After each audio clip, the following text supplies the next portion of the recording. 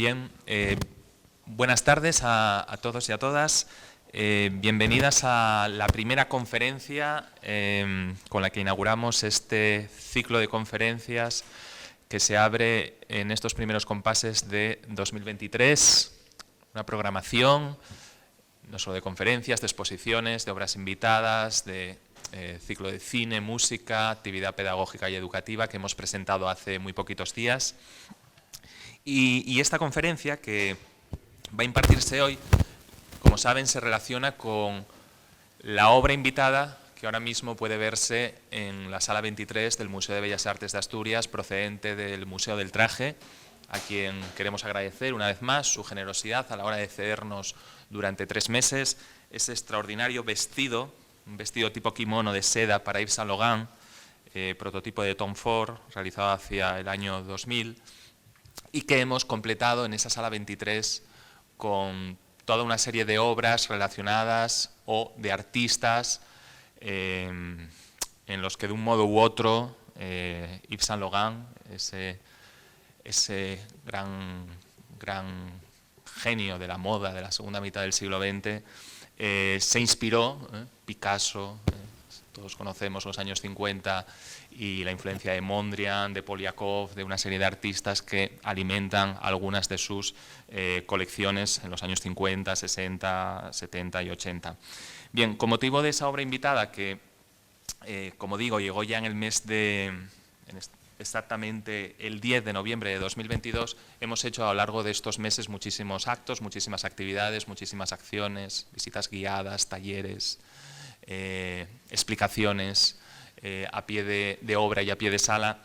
Hemos también ayer, por cierto, inaugurado un ciclo de cine dedicado a la relación que puede establecerse entre cine y moda con 4 películas. Ayer proyectamos El hilo invisible, la película de Paul Thomas Anderson, una película muy interesante, a la que seguirán en los próximos 3 miércoles otras películas que centran ya la figura de Yves Saint Laurent de un modo u otro, ¿no? Ciclo de cine que, como digo, coordinamos desde el museo y organizamos desde el museo, pero lo proyectamos en las salas del Museo Arqueológico. Ojalá dentro de poco tiempo ya podamos tener un gran salón de actos donde hacer también esa actividad.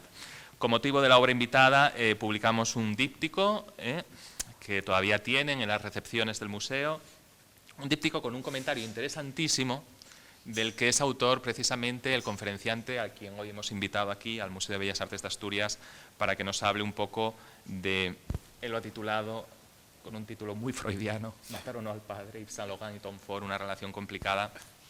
Pero bueno, ese texto, esa ficha estupenda es obra de José Luis Díez Garde, que entre otras cosas es periodista, especialista en lujo y comisario de exposiciones, pero también es presidente de la Asociación de Amigos del Museo del Traje, de la que hablaremos después en la cena, que nos interesa mucho, como también el Museo de Bellas Artes de Asturias tiene su asociación.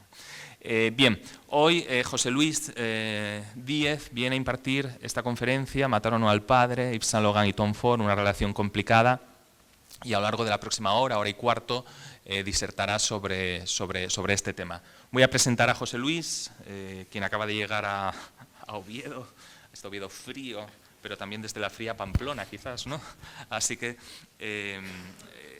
no ha habido mucho cambio de temperatura y de humedad, y luego ya pasaremos a darle la palabra para que nos hable un poquito de lo que nos quiere hablar relacionado con Yves Saint Laurent y Tom Ford. Bien.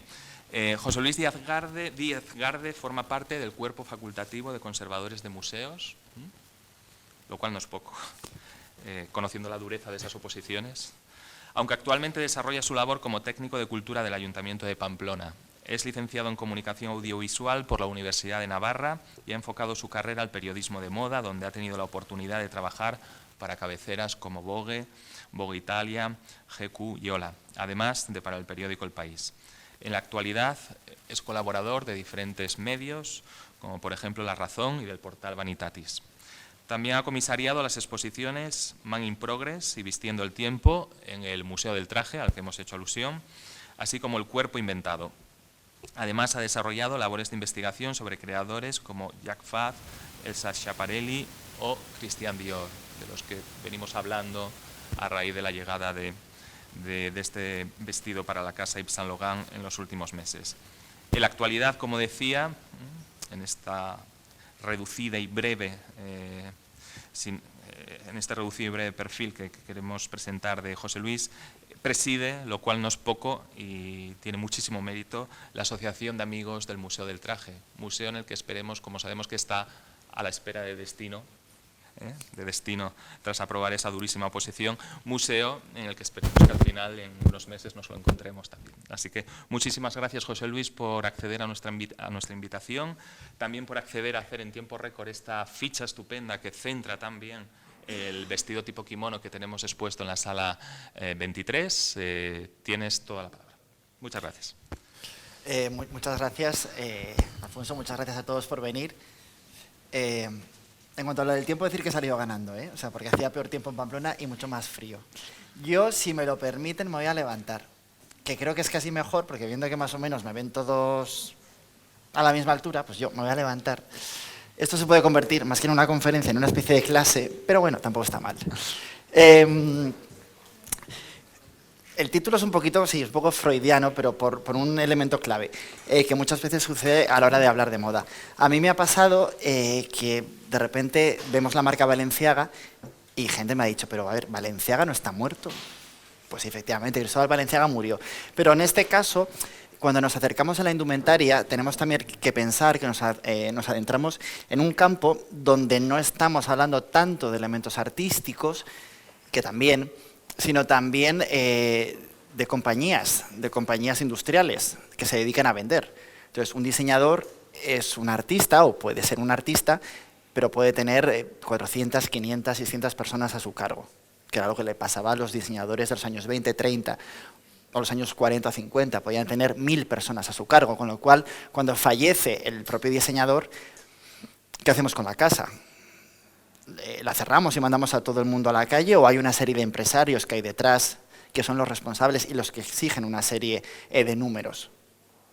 Actualmente tenemos Louis Vuitton, tenemos Balenciaga, tenemos Gucci, etcétera, o tenemos Yves Saint Laurent, cuyos propietarios iniciales, cuyos fundadores fallecieron. Entonces, aquí es donde se produce estas fuerzas que chocan, que pueden ser las de dos creadores, sobre todo cuando el fundador está vivo, que es lo que le pasó a Tom Ford con Yves Saint Laurent. Nosotros lo que estamos contemplando en este museo es una obra de Tom Ford bajo el sello de Yves Saint Laurent. ¿Qué tiene Yves Saint Laurent? ¿Qué hereda de Yves Saint Laurent? Pues es un poco lo que vamos a intentar ver. ¿Qué lenguajes, qué elementos o qué pinceladas podemos encontrar en la obra, o por qué se puede desarrollar o no? Más o menos la conferencia la voy a estructurar así. Vamos a ver un poquito este primer caso, que era lo que estaba comentando, para luego adentrarnos en una serie de ejemplos donde podemos entender un poco más cómo funciona la moda, para luego ya introducirnos en los perfiles de Yves Saint Laurent, en el perfil de Tom Ford, y ver cómo aquello puede explotar, que es lo que sucedió. Ya les avanzo. Lo que decía el curioso caso de la obra. Cuando nos enfrentamos a un artista, el artista puede tener un obrador, puede tener un taller que le sigue en estilo, pero que no firman con su nombre. Pueden completar su obra, pero él sigue estando vivo. Cuando fallece, podemos encontrar elementos que pueden continuar, pero que ya no son firmados por el artista. Luis Paret, por ejemplo, la tienda de Giuliani. El cuadro está puesto a propósito, ¿no? Ya que estamos hablando de moda, bueno, pues un artista que en el siglo XVIII está representando moda. Luis Paret no deja escuela realmente, es decir, fallece él, es un estilo rococó que encima ya está venciéndose cuando él está trabajando, con lo cual no va a ir más allá. Ahora, por ejemplo, tenemos la Mona Lisa del Prado, que comparte espacio con la propia Mona Lisa. Entonces ahí sí que estamos bebiendo de un artista. Hay un discípulo que está copiando de alguna manera al propio artista. Louis Tristan, que al final es un trabajador, o sea, es un pintor que está trabajando con el Greco y que de alguna manera se le considera el discípulo del Greco. Pero eso no nos lo vamos a encontrar en la moda realmente, porque Louis Tristan va a seguir siendo Louis Tristan, no es el Greco, no va a firmar como el Greco, cosa que sí podría pasar en la moda. Y lo mismo con Francisco Meneses, discípulo de Murillo. ¿Se parece? Sí, pero no es Murillo. Ayer yo me enteraba que había una Inmaculada de Pacheco que al final resultó ser que es de Velázquez. Bueno, puede ser una diferencia de atribución, pero estamos diciendo que ya no pertenece a esa casa. Es decir, no hablamos de la casa del Greco, que puede durar 200 años. No, es una obra terminada y finalizada. ¿Cómo puede afrontarse eso desde la moda? Porque hay distintas maneras de aproximarse a ella. Y eso lo hemos visto de muchas maneras. Yo, cuando empecé la conferencia, me centraba en Balenciaga Nicolas Ghesquière, que es una persona que supo entender desde mi punto de vista muy bien todo lo que suponía Balenciaga. Y luego vamos a ver, actualmente, si tienen en mente la Casa Balenciaga, lo que está haciendo actualmente la Casa Balenciaga, a mucha gente le escandaliza. Yo hablaba con herederos de gente que había trabajado con Balenciaga y decían que lo que hacía Ghesquière les parecía maravilloso, porque ahora lo vamos a ver. Entendía o de alguna manera respetaba muy en el archivo. Pero lo cierto es que, por ejemplo, Demna Gvasalia, el actual director creativo de la casa, que es un destroyer, básicamente, es decir, destroza todo lo que hace, porque él plantea una moda muchísimo más urbana, que habría que plantearse si Balenciaga podría gustarle o no, que eso también es un elemento que tenemos que tener en cuenta. El artista, el creador, el diseñador, ¿cómo puede ver esa obra? Yo muchas veces tengo mis dudas. Si le espantaría ver el nombre Balenciaga en unas zapatillas deportivas, un hombre que no concebía prácticamente, bueno, sí que llegó a hacer esquí, por ejemplo, pero que todo tenía que ser como perfecto. Entonces, él nos acerca, siempre decimos que nos acerca al prêt-à-porter, pero al final de su vida, una vez cerrada la Casa Balenciaga, sí que tuvo una tentativa, más como hacer un favor a unos amigos suyos de San Sebastián. Fracasó estrepitosamente, pero porque Balenciaga no sabía hacer prêt-à-porter, o sea, no lo podía entender. Pero bueno, yo creo que le podría hacer gracia Demna Gvasalia. Y luego vamos a ver otra serie de creadores. Nicolas Ghesquière y Demna Gvasalia son los dos, quizá los más significativos que han pasado por la Casa Balenciaga, que ese es otro elemento que se podría hablar. Cuando Balenciaga cierra, él decide que va a cerrar para siempre, que ya no hay más Balenciaga. Pero, como decía, las casas son compañías, no es un señor que pinta, son compañías. Esas compañías tienen una serie de propietarios y tienen una serie de herederos.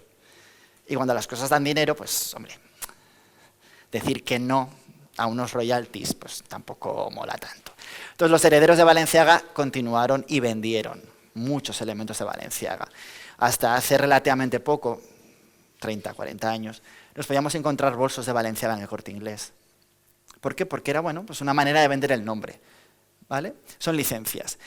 Hay una serie de periodo oscuro de la Casa Balenciaga, son los 80, los 90, hasta finales de los 90, que es hasta que llega realmente Nicolas Ghesquière, que es el que levanta la Casa Balenciaga. Y lo que nosotros conocemos ahora de Balenciaga es lo que hizo Nicolas Ghesquière. A partir de ahí es donde se dispara. A Yves Saint Laurent, por ejemplo, no le llegó a pasar, porque él tuvo una vida, fue muy longevo realmente, y fue más o menos inteligente a la hora de saber vender. Tuvo luego sus problemas, pero él lo estuvo presente, con lo cual es una marca que siempre ha estado. Cuando la funda en el 61, los 70, los 80, los 90, él siempre va a estar ahí. Y siempre va a tener sus picos, aunque luego veremos que realmente sus colecciones importantes llegan hasta el 80 y poco. Pero bueno, el caso de Balenciaga es eso. Él no fallece con la casa abierta. Él en el 68, con mayo del 68, ve que la costura va a morir y decide dejarlo. Y él sigue vivo hasta el 72. Entonces, la casa está cerrada, pero luego volverá. Bueno, estos van a ser los dos que se van a encargar. Tenemos a Antonio Castillo, que es una persona muy olvidada en la moda española, pero que es un señor que, aparte de tener un Oscar, que no es poco, por la película Nicolás y Alejandra, si la han visto, el vestuario es de Antonio del Castillo. Antonio del Castillo es un maestro, realmente, de la costura, a quien le debemos realmente que la casa Lanvin todavía continúa abierta. Porque cuando fallece ya en Lanvin, su hija empieza a hacer cosas, pero se pierde un poco, y llama a Antonio del Castillo para que resucite la casa. Y la resucita, al nivel de dejarla muy alta. Luego la casa volverá a tener un momento un poco más oscuro, hasta que llegue Albert Elbaz, que venía de Yves Saint Laurent, porque es Tom Ford hecha Albert Elbaz, y tenemos la suerte en ese sentido que acaba en Lanvin haciendo unas colecciones maravillosas y levantando otra vez la casa Lanvin. Pero Antonio del Castillo además tiene un caso curioso, que ahora lo veremos, que es, yo creo, o yo por lo menos no me he encontrado, el único diseñador que consigue firmar con las dos marcas, porque el etiquetaje que se da de esas prendas son Lanvin por Castillo. O sea, la importancia de Castillo es tal dentro de la propia casa Lanvin que firma, que su nombre figura, porque ninguno de ellos va a figurar. John Galliano, creo que famosísimo, estará en Givenchy, llegará Dior, a ese señor le debemos que la alta costura sea hoy en día lo que es la alta costura, porque es quien resucita la alta costura, que estaba fallecida en los 80, y Riccardo Tisti, que ahora veremos, que es justo todo lo contrario. Es decir, Hubert de Givenchy, por ejemplo, tiene una mala decisión, que es vender la casa, vende su casa de costura, deja que la gente pueda hacer lo que quiera, y lo que quiera significa que se arrepiente hasta el día de su muerte de haber dejado aquello y que deja de asistir a los desfiles, deja de vincularse con su propia casa porque no entiende lo que se está haciendo con ella. Es otro caso distinto, que ese será Riccardo Tisti. Aquí tenemos la foto de abajo, por ejemplo, y la foto grande, son dos diseños de Balenciaga. Las reinterpretaciones que luego hace Nicolas Ghesquière actualizándolas. Como vemos, respeta el archivo. O sea, sería el caso, por así decirlo, del obrador, ¿no? Es decir, yo cojo el legado que se me ha hecho, yo me lo estudio hasta prácticamente sabérmelo de memoria y lo actualizo. Lo que hago es jugar con esas claves. Pero para eso necesito tener claves, porque eso es otra cosa. Muchas veces nos encontramos que las casas de moda van a intentar inventarse una serie de historias. Que son muy antiguas, que fueron fundamentales para desarrollar un tipo de moda, para desarrollar una prenda. La mayoría de veces es mentira, es lo que nosotros llamamos storytelling. Es decir, es inventarnos algo, una historia bonita, para poder justificar un precio. Es así, ¿vale? O sea, no tiene más. Nosotros, por ejemplo, la imagen que tenemos de Chanel, tengan en cuenta que Chanel revoluciona la moda, cuando revoluciona la moda en los años 20. En los 30 hace cosas muy bonitas, pero ya no está revolucionando la moda porque ya está el Schiaparelli. Después de la Segunda Guerra Mundial se tiene que exiliar a Suiza, porque, aparte de ser bastante mala persona, había sido colaboracionista con los nazis, con lo cual no tenía futuro ahí. Y en el 54 vuelve otra vez a la moda, en principio para luchar contra Christian Dior, pero realmente aporta el traje chaqueta, no aporta nada más. Cuando ella fallece, hasta que llega Karl Lagerfeld, que son prácticamente 10 años, nadie quiere hacerse cargo de la casa Chanel. Y cuando llega Karl Lagerfeld, lo que le están diciendo es, ¿dónde te estás metiendo? ¿A quién le debemos ahora el lenguaje de Chanel? ¿A Karl Lagerfeld o a Chanel? Esa imagen que nosotros tenemos realmente de Chanel es propiedad de Karl Lagerfeld, que ha reinterpretado y que ha sabido vender los códigos de la casa Chanel. Y son dos cositas, no tiene más. Lo bueno que tiene Balenciaga es que yo me atrevería a decir que es el único diseñador que durante toda su carrera siguió aportando algo a la moda. Que eso es un elemento que tenemos que valorar. Pensemos que es un señor que empieza a trabajar en los años 20, no sabemos mucho tampoco lo que hace todavía en ese momento, sí que tenemos las colecciones del 37, pero que luego en el 47, cuando ya llega Dior, Balenciaga va prácticamente a línea por año, anticipándose 2 años a lo que luego el resto de personas va a presentar, y siempre va a estar contando algo. Muchas veces los creadores, que eso lo vamos a ver por ejemplo con Yves Saint Laurent también, pueden tener 10 años, 15 años de un periodo glorioso, donde son muy creativos, pero ¿qué sucede? Mi teoría en parte es, claro, cuando uno empieza es muy libre a la hora de crear. Cuando tú ya te conviertes en una compañía que hay que presentar resultados o que tienes mucha gente a tu cargo, te puedes volver más conservador y no vas a arriesgar tanto. Balenciaga en ese caso lo tenía muy claro. Yves Saint Laurent va a tener periodos donde lo vamos a ver que realmente va a evolucionar mucho. Esto es de Basalia, que siempre se le critica por ser muy loco, pero si nos damos cuenta, remite perfectamente al archivo. Y lo que está haciendo es contener ese archivo, que también se ha empapado y que demuestra que se ha empapado. John Galliano, el caso que les decía, John Galliano se hará cargo de Dior y hará de Dior lo que iba a hacer luego Tom Ford realmente con Yves Saint Laurent. ¿Cómo reinterpreta el New Look? Es decir, el look de la izquierda es el New Look del año 47, ese es el modelo Bar, que es el modelo número 9 que sale en el desfile, el modelo 8, perdón, que sale en el desfile, y con eso se revoluciona la moda, en el 47. De repente todo cambia.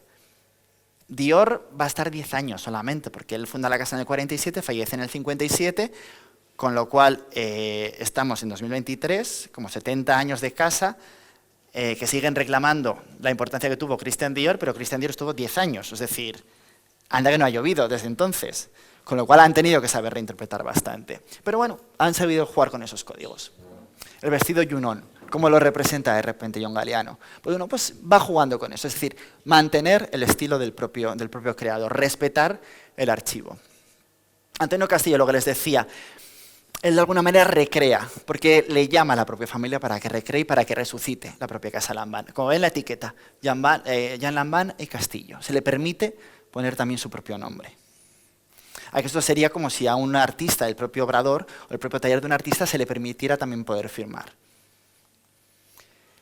Y aquí tenemos a Givenchy, el pobre, con sus creaciones, con Desayuno con Diamantes, que de repente el hombre vivo que ha hecho estas cosas bonitas, ha hecho cosas bonitas, pero aportar a la moda no ha aportado nada realmente Hubert de Givenchy. Es decir, ha hecho imágenes icónicas, pero no podemos hablar de un legado muy importante. Tiene la camisa Bettina, pues, que poca gente la conoce realmente, o sea que tampoco es tan importante. Pero bueno, este señor que es tan elegante, que es tan bonito, que es como el heredero de Balenciaga de alguna manera, de repente ve que hacen esto con su casa. Que al pobre le sangraban los ojos, o sea, no podía entender qué era lo que estaba sucediendo.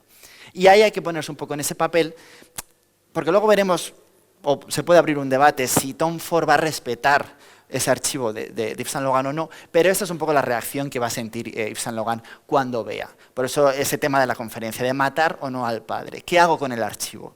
¿Qué hago con todo ese pasado que al final pertenece a los años 60, que pertenece a los años 70, pero que tengo que ver si dialoga o no con la sociedad a la que estoy representando o a la que me estoy dirigiendo? Pensemos que la moda, como un elemento antropológico, responde, es el elemento que antes responde ante un cambio social. Cuando nos encontramos en los 60, con toda la revolución de mayo del 68, cuando la mujer está liberando su cuerpo, ¿qué es lo que primero nos encontramos? Que aparece la minifalda. Que las mujeres queman, que nunca llegarán a hacerlo, los sujetadores, que empiezan a desprenderse de piezas. ¿Por qué? Porque la moda es un elemento que tenemos a mano y que siempre, y que nos ayuda a vestirnos. George Simmel, lo que decía era que tenemos dos elementos a la hora de enfrentarnos a la moda. Lo vamos a usar en un primer momento para identificarnos con un grupo social. Si nosotros queremos ser pijos, vestiremos como pijos. Si queremos ser hippies, vestiremos como hippies. Y si queremos ser punkis, pues llevaremos tachuelas. Y nosotros desde fuera diremos, pues tú eres un hippie, tú eres un punky. Y nos quedamos ahí. Pero luego, esa primera reflexión que hacemos, nos la llevaremos a un segundo nivel, que será, sí, yo soy pijo, pero es que yo no soy tan pijo como tú, porque yo he visto distinto. Si nosotros dentro del propio grupo en el que nos queremos reconocer, luego nos queremos diferenciar. Es muy difícil verlos desde fuera del grupo, pero desde dentro del grupo sí que entendemos que nos hemos diferenciado. Y llegamos de esta manera a Yves Saint Laurent, que sí que va a ser el gran revolucionario de la moda. Es decir, sí que va a ser un hombre que va a saber afrontar la moda y que va a saber entender lo que se estaba planteando en su momento. He dividido la vida de Yves Saint Laurent en una serie de etapas. Él, si no lo sabían, no nace en París, no nace en Francia. Sí, bueno, sí que nace en Francia, realmente, oficialmente es en Francia, porque nace en Argelia, en Orán, y ahí es donde se va a criar. Prácticamente hasta el 53-54 no va a llegar a París. Sí que recibe, pertenece a la sociedad más acomodada de Francia, sí que participa de los eventos de teatro, porque sus padres aparte gustan de ir a la ópera, de ir al teatro, tienen un elemento artístico, la madre recibe Vogue o recibe el Officiel en casa, y esa va a ser las primeras formaciones que va a tener, los primeros contactos que va a tener Yves Saint Laurent con la moda. Sí que es verdad que a él también le va a interesar mucho todo el mundo del arte, y todo el mundo, tanto del arte aplicado o referido a los propios artistas, como también a la ópera, al ballet, y de hecho él va a colaborar mucho con ópera y con ballet y con el cine.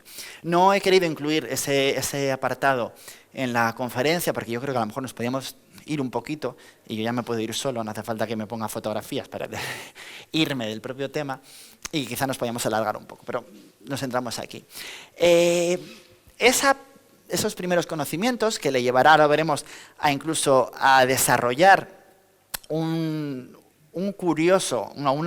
curiosa casa de modas, que él lo que hará es recortará las revistas, o recorta las revistas de su madre, crea sus propios maniquís, con Bettina, que era una de las modelos top models del momento, en los años 40, que está trabajando con Jacques Fath y está trabajando con Dior. Él recorta el cuerpo de Bettina, hace 11 modelos distintos, pues también estaría Lisa Fossagriff, me imagino, y les va diseñando vestidos, que les va poniendo uno encima de otro. Creo que aquí lo tenemos a él con toda su colección. Esta, por así decirlo, es la primera casa de Yves Saint Laurent. Aquí era mayor, aquí ya estaba en París, pero él lo conservaba. Este es el primer acercamiento que tiene con la moda Yves Saint Laurent. O sea, ya despierta desde muy pequeño, él habla más o menos de los 8, 9, 10, 11 años, cuando empieza a realizar estos desfiles de moda, que son su primer acercamiento a la moda. En el 53 se presenta el premio del Secretariado Internacional de la Lana, que es muy importante en esos momentos, es decir, uno de los que llegan a recibir, creo que son 6.000 diseños distintos. Yves Saint Laurent va a quedar finalista y ganador en 2 años consecutivos, en el 53 y en el 54. Ahí es donde nace ya toda la historia y ahí es donde Yves Saint Laurent se presenta de manera definitiva en Francia. Y en el 55 ya tendrá la primera reunión con Dior. Llegará a través de un amigo de su padre que le presentará y que será a través también del exdirector de Vogue, que les acaban presentando, porque creen que tiene mucho potencial. Y de hecho, Christian Dior lo reconocerá. Esto es lo que les decía, es decir, estas son las primeras colecciones. A mí me parece muy bonito porque si vemos... ahí no se ve. Bueno, no sé si ven bien, pero parece que es una especie de grabado en el propio... no me va a salir de Moreno, no me sale ahora mismo el nombre. La propia tela tiene su propio dibujo. O sea que él ha intervenido también el propio dibujo de la tela, un adamascado. Parece. Y ahí es donde va intercambiando, que incluso ha dibujado, el propio vestido lo ha dibujado con el propio gesto del brazo de Bettina, en este caso. Y aquí tenemos la de la derecha, para ustedes, es el tercer premio, es el del año 53, cuando queda tercero, con ese diseño. Y en la foto superior, en el centro está él con el primer premio en vestido. Había un premio para el vestido, un premio para el abrigo y otro premio, no me acuerdo para qué era exactamente, y para traje. Y había 3 categorías. Podías quedar primero, segundo, tercero en cada una de ellas. En este caso, en el 54, él queda primero y tercero, con 2 diseños distintos, en la categoría de vestido. Si se dan cuenta, no lo van a reconocer, porque creo que no lo ven, pero el que está más a su izquierda es Karl Lagerfeld. Ahí ya se conocen Yves Saint Laurent y Karl Lagerfeld, que luego también tendrán sus más y sus menos, sus disputas amorosas, etc. Y esos son los primeros diseños que estamos encontrando. Aparte de tener una cantidad económica bastante importante, lo que te conseguía también ese premio era que 3 de los más grandes modistas en ese momento que existían en París, Givenchy, Faz y Balmain, producían tu vestido. En su caso, se lo produjo Hubert de Givenchy. Fue el taller de Givenchy quien produjo el vestido ganador. Ese vestido que parece negro, con ese escote un poco Diana, podríamos decir, que será su presentación oficial en París. A partir de ahí ya conocerá a Christian Dior. Christian Dior, cuando conoce a Yves Saint Laurent, lo que dice es que ve muchísimo potencial en él. A un nivel que ya en el propio 55, cuando entra en la casa, ya empieza a realizar bocetos para la propia compañía. Dior solía trabajar, solía marcharse al campo o a la casa de Granville, donde llegaba con una serie de bocetos, tenía un propio sistema de trabajo muy particular, con sus propios tiempos, y 2 días antes de la presentación del desfile daba los últimos retoques y decidía los nombres de los diseños, cosa que Yves Saint Laurent no pondrá nombres a los diseños. Entre esos diseños que presenta Dior se le pueden presentar diseños y él los aprobará y les podrá dar su toque. Yves Saint Laurent presentará algunos de esos diseños, entre ellos quizá que es posiblemente el más icónico, que es el que llevará Dovima en la foto Dovima con elefantes. Una de las fotos posiblemente más importantes de la moda de los años 40-50, posiblemente del siglo XX, donde no lo tenemos aquí, ese es un diseño hecho por Yves Saint Laurent para la casa Christian Dior. En este caso, con Christian Dior vivo, lo que quiere decir que él da el aprobado. Posiblemente pudiese hacer alguna intervención. Ahí aparte, gracias a la casa Yves Saint Laurent, es donde va a conocer a Ana Marie Muñoz, o donde va a conocer a François Xavier y Claude Lalande, o a Roland Petit, un escenógrafo, que le ayudará, y con un coreógrafo, con quien colaborará también para desarrollar indumentaria para la danza. Como les decía, Yves Saint Laurent, Christian Dior funda la casa en el 47, fallece en el 57, de manera inesperada, porque se retira a un balneario y le da un infarto. Claro, la casa Dior. Estamos hablando de la casa Dior en 1957, donde la costura francesa, aunque es como lo conocemos como la etapa de oro de la costura francesa, pero realmente la mayoría de las casas estaban arruinadas, vivían de las subvenciones que les daba el gobierno. ¿Por qué?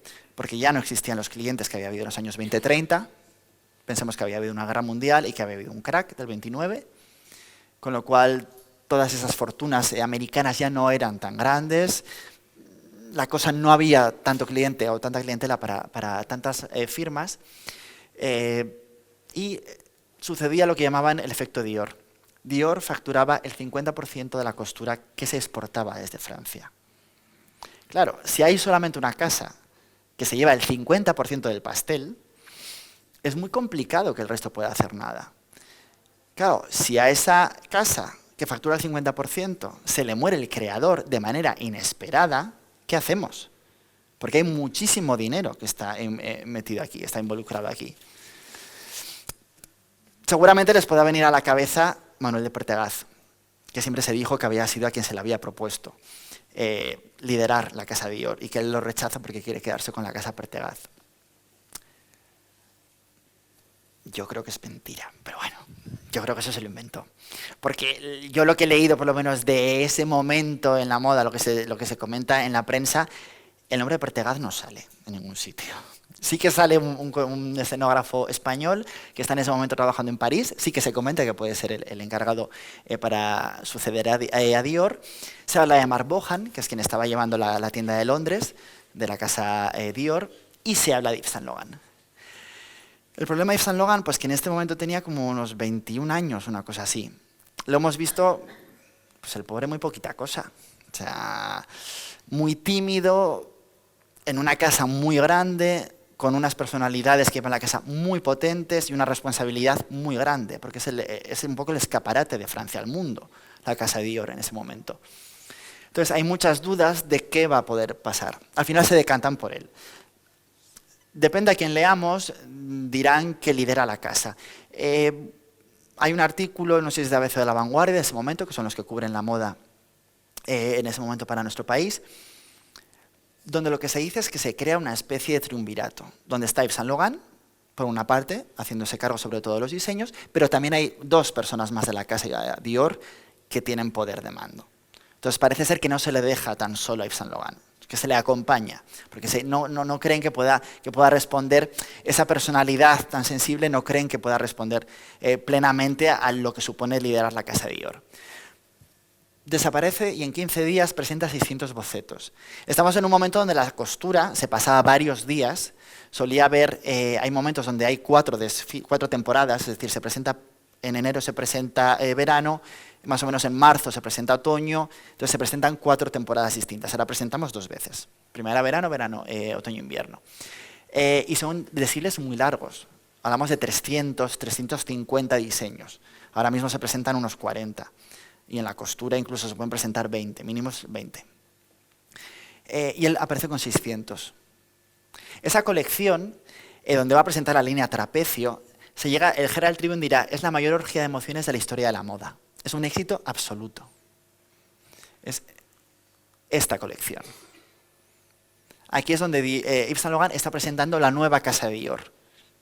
A partir de aquí empieza una nueva historia, bebiendo del archivo del creador, respetando, ya no solo respetando, sino formando parte, porque Yves Saint Laurent tiene la oportunidad durante 2 años de poder colaborar con Christian Dior y entender y empaparse de lo que suponía la casa Dior.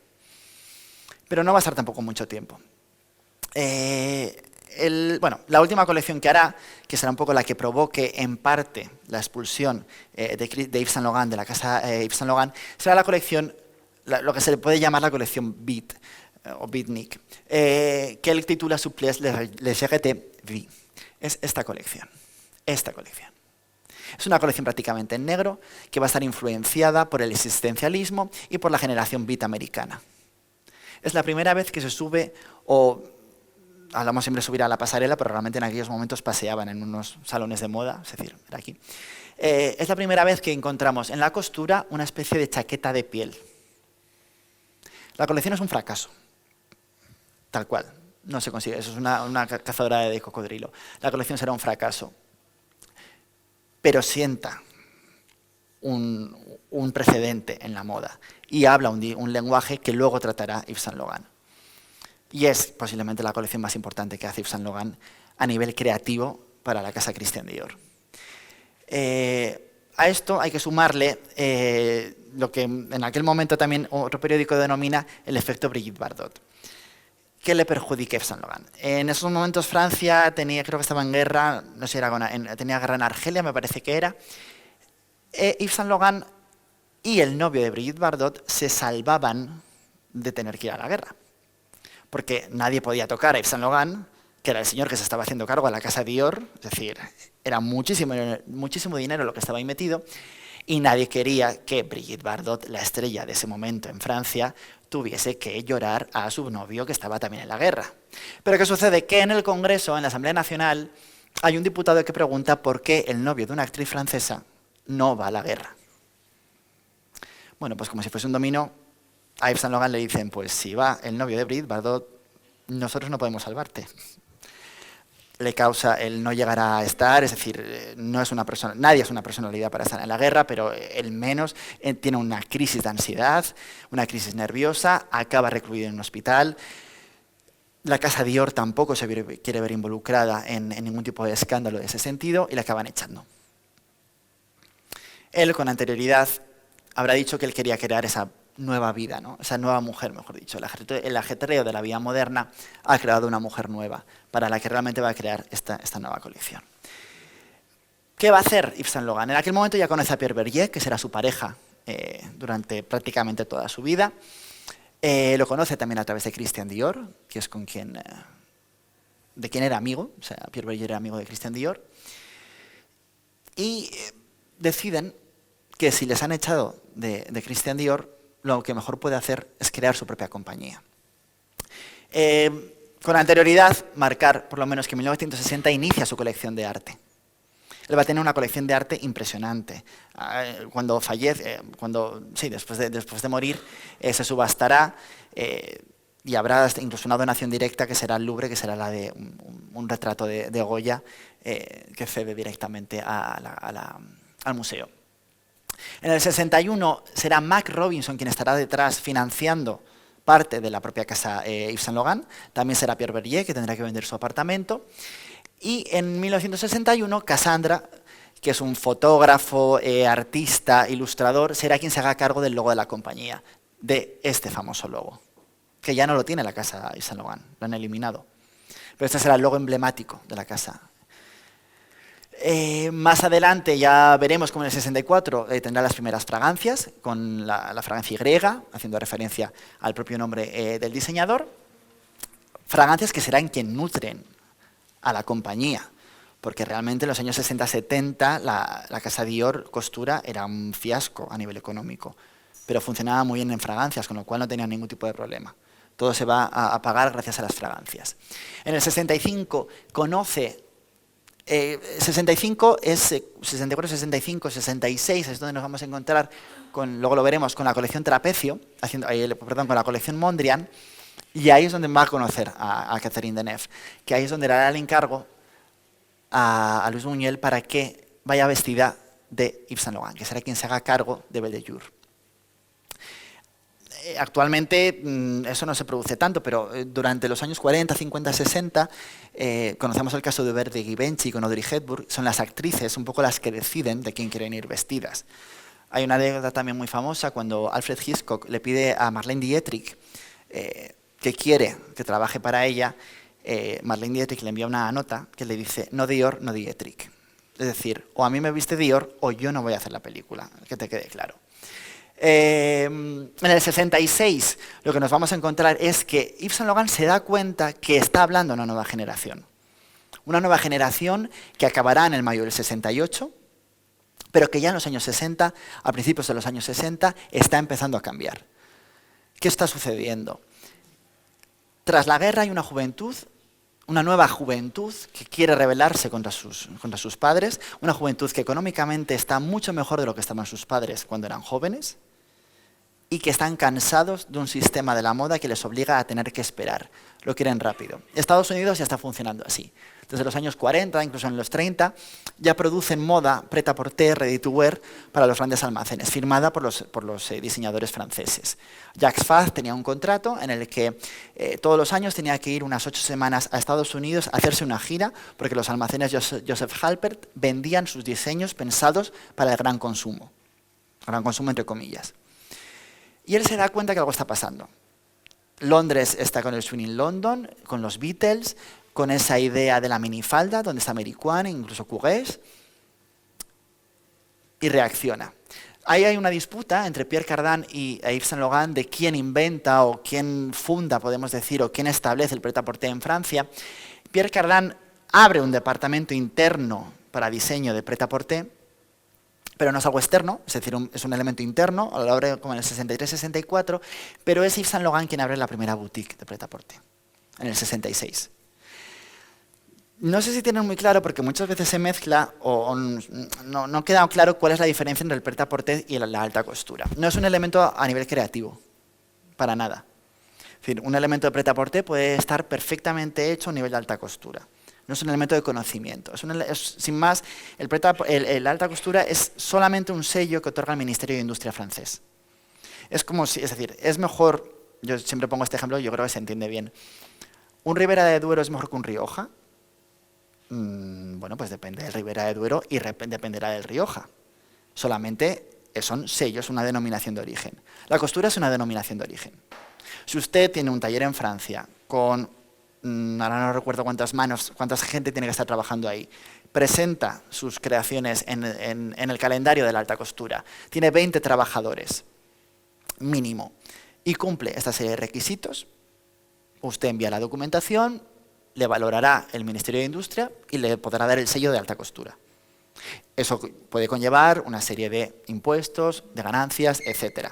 España durante un tiempo tuvo alta costura, aprobada por el Estado, con un impuesto a la alta costura que tenían que pagar. ¿Qué sucedió? Que el impuesto se decidió que tenía que ser a repartir. Toda la gente que estuviese en la alta costura se repartía el impuesto. Cuando van cerrando las casas y quedan 5, no pueden soportar ese impuesto, con lo cual desaparece la alta costura. Entonces, esa es la diferencia. Lo que está planteando, claro, la costura lleva pruebas, porque hay que hacerlo de manera más manual.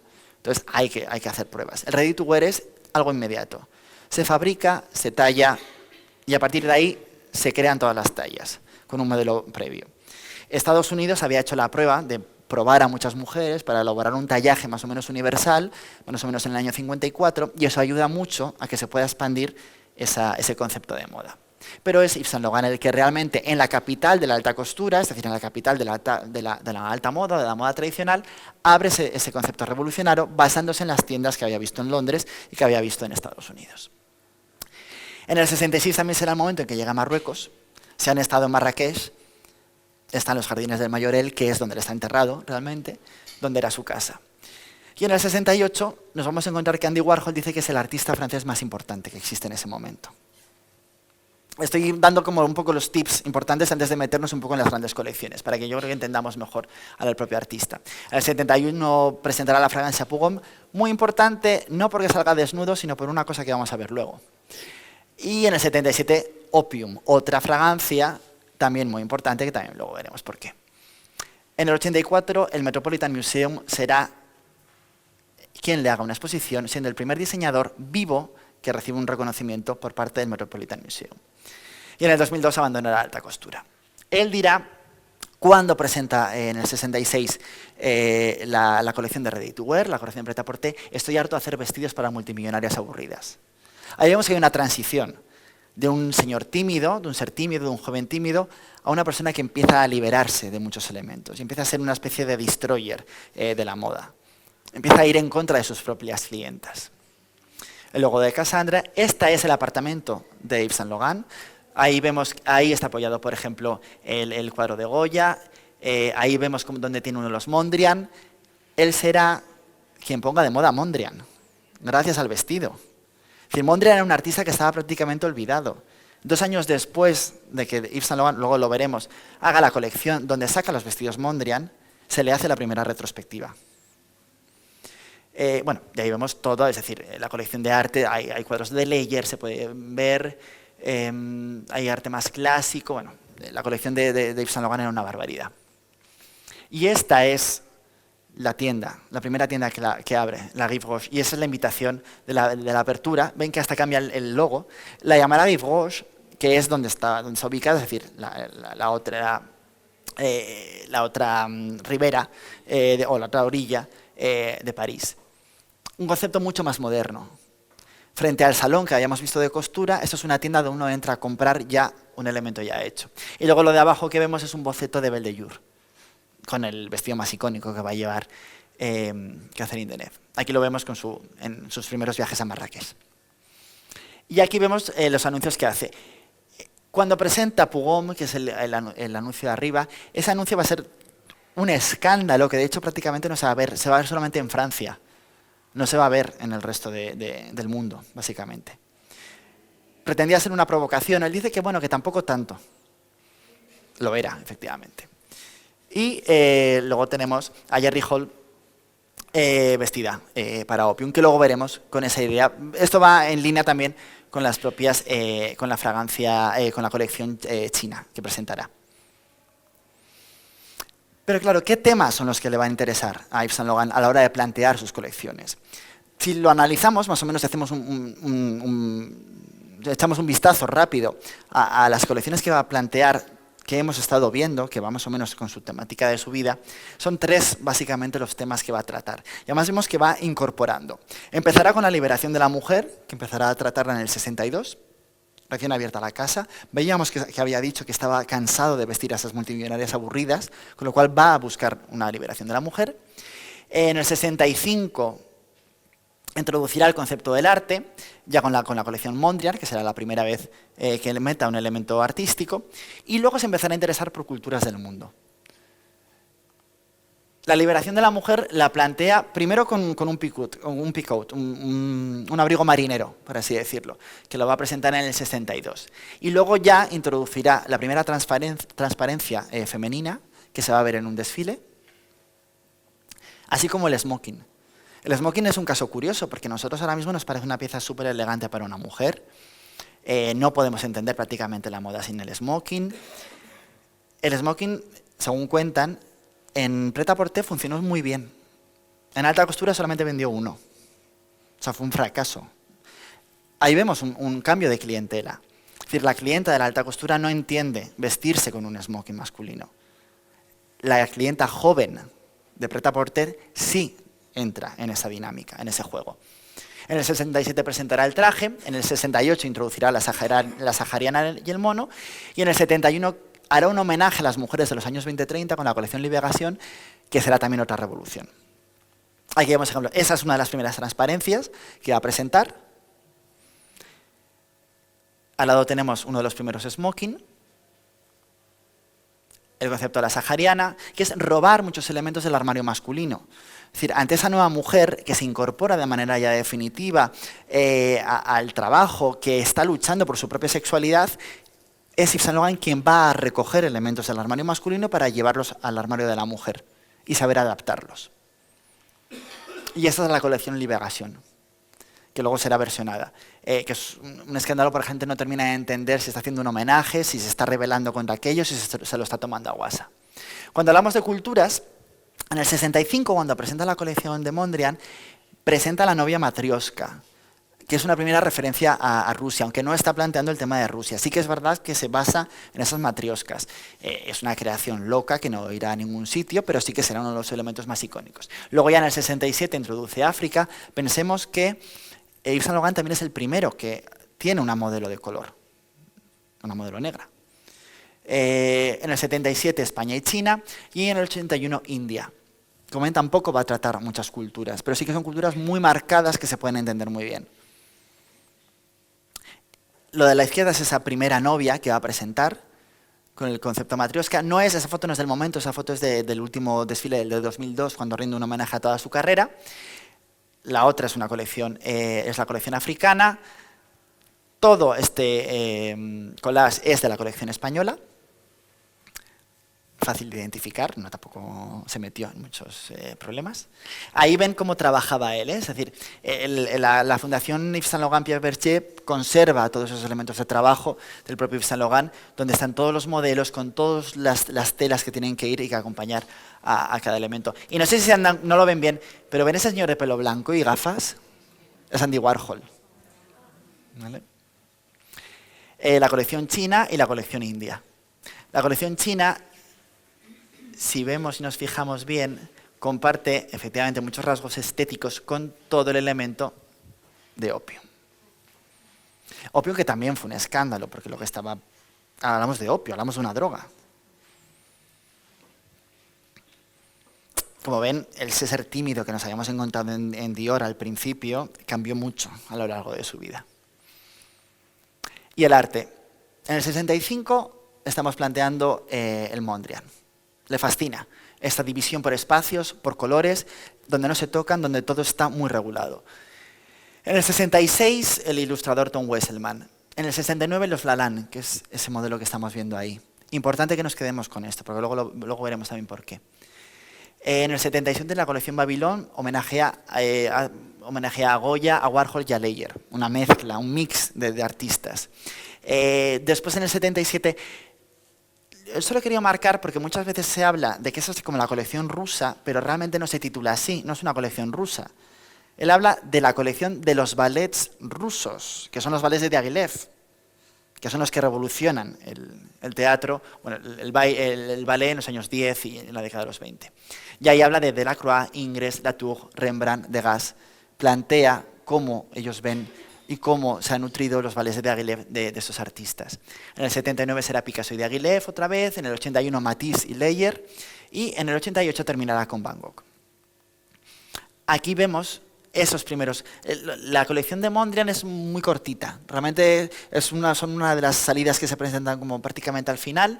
Son unos 6 modelos, no son más, son distintas versiones del propio cuadro, de la propia estética de Mondrian, y los acompaña con esos zapatitos de Roger Vivier, que son los de Bellejour, que son los que también le gustan a Catherine Deneuve y pide que sean esos los zapatos que quiere llevar en la película. Aquí vemos como la modelo Lisa es la que va a prestar el pecho y el abdomen para que se hagan las esculturas. Esos son los Le Lalanne, con esas esculturas que está planteando que cogen ese cuerpo de la mujer. Tiene ese juego de desnudo no desnudo que se está planteando. El primero empieza con la propia transparencia, es decir, velo el cuerpo, pero ¿qué pasa si el cuerpo lo saco a través de una escultura? ¿O podemos irnos un poquito más allá? ¿Por qué en el arte o en un museo se autoriza a que una mujer pueda estar desnuda en mármol o en bronce, y si la mujer lo lleva puede ser más escandaloso, cuando estamos hablando de lo mismo? Tom Wesselmann. El otro es un apunte de las colecciones de los ballets rusos. Ahí tenemos a Matisse y yo creo que la otra es Picasso o Delaunay, sí, debería ser más Delaunay. Y llegamos a Tom Ford. Entonces Tom Ford, cuando llega, se encuentra con, o sea, es decir, va a tener todo este pasado, ¿vale? O sea, nosotros ahora nos ponemos en la piel de Tom Ford. Está un señor vivo, que es Yves Saint Laurent, reverenciado en la moda, porque es prácticamente el último que queda vivo de los grandes nombres. Y él es un americano de Austin. Nace en el 61. Vivirá también en Nuevo México, Nueva York. El contrato que va a tener básicamente va a ser de PR en una agencia de comunicación. Y se empeña que quiere trabajar con Cathy Hardwicke. Y empieza a hablar con ella, al final le convence para entrar y luego ya, con posterioridad en el 88, llega Perry Ellis. Haciendo estas cosas. Una cosa muy comercial, muy americana, que funciona muy bien. Pero en el 90 llega a Gucci. Nosotros ahora mismo Gucci nos parece que es lo más de lo más. Todo el mundo conoce Gucci. De hecho, está considerada como una de las marcas, como las 3 marcas de más valor a nivel mundial. Pero en aquel momento, meterte en Gucci era meterte en la boca del lobo. O sea, era una especie de degradación para un diseñador. De hecho, por eso cogen en parte a Tom Ford, porque viene de Perry Ellis, una marca retail, una marca muy comercial que no va a ningún sitio. lo que nosotros conocemos de Gucci, o la idea que compramos ahora mismo de Gucci, que a nosotros nos lo venden como esa casa icónica que diseña el estampado Flora para Grace Kelly, esos bolsos, el bambú, era una marca que estaba fatal, con una familia, no sé si saben la historia de la familia Gucci, que acabaron a tiros, matándose entre ellos, básicamente. Claro, eso estaba en la sociedad de los 80-90. Mauricio Gucci medio fallecido, su mujer metida en la cárcel, la mafia de por medio, un escándalo. Y aparece y entra Tom Ford en esa casa. Primero como director creativo de la línea femenina Pret-a-Porter. Poco a poco va a ir cogiendo cada vez más elementos, va haciéndose, gracias también a Domenico De Sole, que será quien le apoye como desde el brazo empresarial de la compañía, y en el 95 llegará como director creativo. Se hace con el poder de todo Gucci. Bueno, entre el 95 y el 96, vamos a verlo hasta el 97, Tom Ford crece las ventas de la compañía en un 90%. Le da la vuelta completamente a la compañía. Y con él van a hacer el porno chic. Con él y con Karin Roitfield y Mario Testino. Crean un trío creativo. Karin Roitfield ejercerá la labor de estilista, Mario Testino de fotógrafo y él será el diseñador, que va a presentar una nueva compañía. Decían que Mauricio Gucci quería todo redondo y marrón y Tom Ford lo quería todo blanco y cuadrado y con líneas rectas. Los Gucci acabarán vendiendo la compañía, que también tendrá sus idas y venidas. Con él nacerá el concepto del porno chic, que ahora vamos a ver lo que es realmente. Y en el 99, Francis Henri Pinault conseguirá hacerse con la propia compañía, con el que liderará lo que ahora conocemos como el grupo Kering, que es, junto con Louis Vuitton, es el otro gran conglomerado de la moda. Si ven a Salma Hayek vestida en la alfombra roja, solo viste del grupo Kering. ¿Por qué? Porque es la mujer de François-Henri Pinault. Entonces solamente viste a Alexander McQueen, de Gucci, de Bottega Veneta, porque son sus marcas, son suyas propias. Y en el 99 Gucci adquiere Yves Saint Laurent. Llega la compañía Gucci. ¿Y quién está detrás? Tom Ford. Porque le dan mucho poder, él va a tener muchísimo poder a nivel de decisión empresarial en la propia compañía. Y lo primero que va a hacer va a ser desplazar a Albert Elbaz, que estaba haciendo el Pret-a-Porter. Como había comentado antes, Yves Saint Laurent le da mucho dinero a las fragancias, pero no así la alta costura. Tanto es así que él va a vender la compañía de fragancias, vive de lo que les pagan, y él solamente trabaja la alta costura. Con lo cual el Pret-a-Porter alguien lo va a tener que hacer. En los años 90 será Albert Elbaz quien hace colecciones bastante decentes y bastante interesantes, pero que con la llegada de Tom Ford no encaja con lo que estaba pensando Tom Ford. Como decía, eso nos da luego la suerte de tener a Albert Elbaz en Lanvin, que como hizo Castillo en los años 50-60, vuelve a recuperar la compañía. El pobre Albert Elbaz lo echaron también, falleció hace 2 años, y la casa Lanvin ha vuelto. La casa Lanvin, la pobre, siempre está arriba, abajo, es terrible. Esto es lo que vende de repente Tom Ford en Gucci.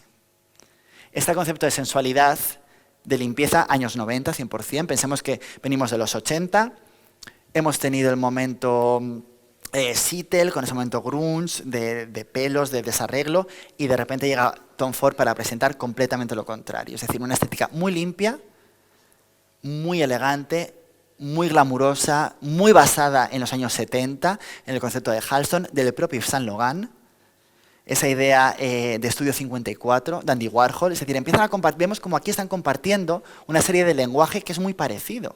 Es decir, este traje podría leer bastante, o podría haber sido también del propio Yves Saint Laurent. O sea, los dos creativos se están encontrando y están manteniendo un lenguaje muy parecido. Esto es básicamente Tom Ford. La provocación. Pero es que recordemos que Yves Saint Laurent se presentaba desnudo para vender una fragancia. Ese es el escándalo mayor que tiene la compañía. Y es posiblemente una de las imágenes más importantes de la moda de los años 90 y esta es realmente es del siglo XXI. Si hay que elegir 5 fotografías de la moda, esta es una de ellas. Esto es el porno chic. Es decir, toda esa idea que tenemos del sexo para vender moda es Tom Ford. Pero es que también lo había sido Yves Saint Laurent. Es que también había aprovechado él ese lenguaje a su nivel. Aquí es verdad que aquí se les va un poco, podemos decir que se les va un poco de madre, ¿no? Con esta idea de afeitar el vello púbico para crear el logo de la compañía. Y toda esta idea de las relaciones entre hombres y mujeres muy forzadas. Pero es un elemento que va a continuar completamente. Estas son sus primeras colecciones cuando llega ya a Yves Saint Laurent. Y aquí es donde empieza la guerra entre los dos creadores. ¿Por qué? Pues aquí ya podemos empezar a hablar, porque si nos damos cuenta, Tom Ford sí que está tirando del archivo. Allá hemos visto a Le Lalande. Es que eso es Le Lalande. Es un cuerpo en piel. Él le mete, no se ve, pero él le mete un piercing en el pezón, que es una sociedad en la que nos estamos moviendo. Arriba estamos viendo las colecciones africanas. Y en la otra imagen estamos viendo un smoking. Con lo cual, él está planteando unos elementos de Yves Saint Laurent. ¿Qué sucede? La fragancia M7 coge a un hombre y lo desnuda, como había hecho previamente Yves Saint Laurent. O sea, están dialogando completamente. Y la colección china, con la que se despide Tom Ford de la compañía. Pero no puede Yves Saint Laurent con esto. Es decir, es una cosa un elemento que parece que le supera. Él no comparte la visión que tiene Tom Ford de su propia compañía. Opium es el mismo anuncio, pero traído a un lenguaje del siglo XXI. Tom Ford y Domenico De Sole dejarán la compañía en 2006, bueno, la dejarán en 2004, muy mal, acabarán realmente muy mal, es decir, ya no se comparte la visión que ellos tienen. Yves Saint Laurent ha fallecido en el 2002, con lo cual no es que tengan un problema con el creador, que no habla bien, es decir, Yves Saint Laurent llega a decir de Tom Ford, este chico hace lo que puede.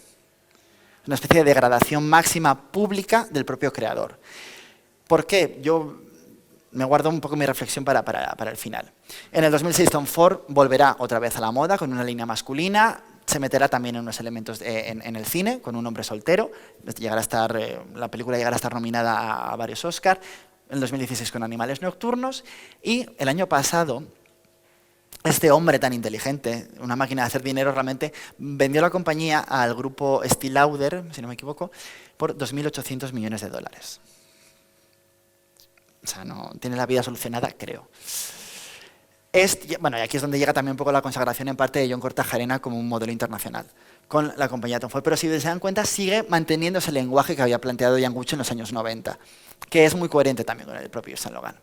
Esta es la cartel de la película de un hombre soltero, y esta es posiblemente su fragancia más exitosa en el Olio Portofino, donde volvemos a ver esa idea del cuerpo desnudo. Es otra vez Mario Testino quien está tomando la fotografía, o sea, es decir, estéticamente es muy parecida, no va a variar mucho. Yo aquí hice esta reflexión de lo malo de lo bueno. ¿Qué sucede aquí? Desde mi punto de vista, posiblemente lo que le sucede a Yves Saint Laurent es que veo un genio creativo que puede estar a su propio nivel.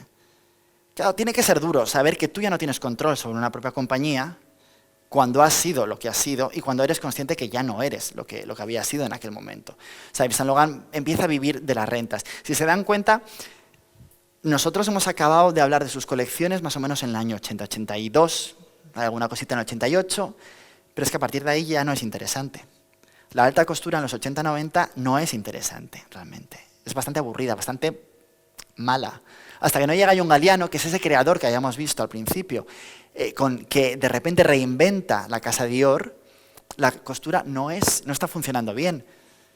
Con lo cual, ver cómo de repente Tom Ford entiende, y parece que entiende y que comparte bastante bien, que no necesita estar a tus faldas porque tiene su propio lenguaje y que encima coincide mucho con lo que tú habías planteado, ver que tu archivo se reinventa de una manera muy inteligente, muy fresca, cosa que tú no estás pudiendo hacer en la costura, porque no lo podía hacer, porque Yves Saint Laurent llega un momento que solamente es una repetición de un elemento con otro, que realmente es un poco lo que le pasa también a Giorgio Armani actualmente. Es muy difícil diferenciar los desfiles de Giorgio Armani, que es un señor que lleva en la moda desde los 70.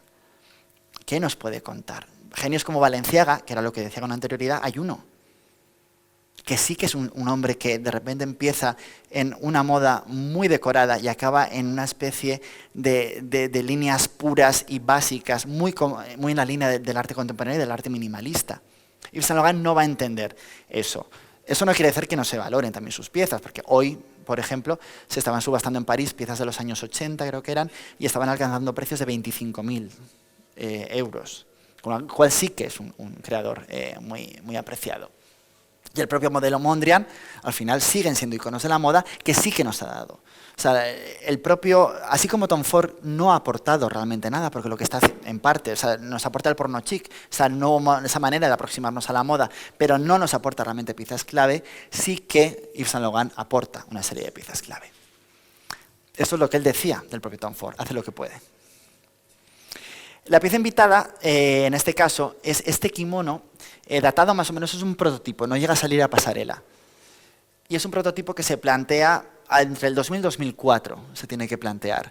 Yo creo que tendría que estar o entre la primera colección, que es toda en negro y que hace referencia al smoking, y que esto también puede ser una especie de smoking versionado al modelo kimono, muy en sintonía también con